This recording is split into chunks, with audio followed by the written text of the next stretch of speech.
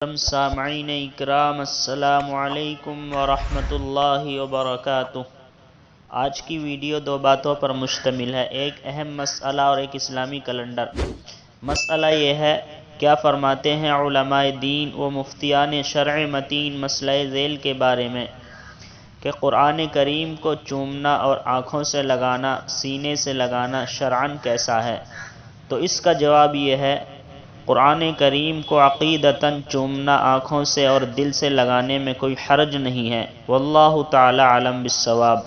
اور آج کا کیلنڈر یہ ہے، آج ہندوستان اور آس پاس کے ملکوں کے اندر چاند کی تاریخ ہے 12 ربیع الثانی، اور آج سعودیہ عربیہ کے اندر چاند کی تاریخ ہے 13 ربیع الثانی سن 1444 ہجری، اور آج انگریزی تاریخ ہے 7 نومبر 2022 عیسوی، اور آج جو دن ہے وہ منگل کا دن ہے، یعنی ٹیوزڈے۔ روزانہ اسی طرح معلومات حاصل کرنے کے لیے اسلامک ڈیٹ چینل کو سبسکرائب کیجیے۔ السلام علیکم۔